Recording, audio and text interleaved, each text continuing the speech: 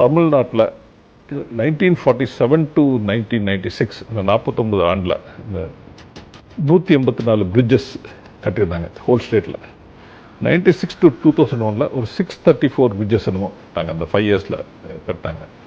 அதே மாதிரி ரோட்ஸ் கூட, அது கிராம ரோட்ஸ் எல்லாம், கிராம சாலைகள் பிளாக் டாப், அந்த டார் ரோடு போட்டது 1947 to 1996 49 இயர்ஸில் ஒரு 5000 கிலோமீட்டர்ஸ் கிராம சாலைகள், ஒரு 1,00,000 கிலோமீட்டர் என்னமோ இருக்குதுங்க கிராம சாலைகள்.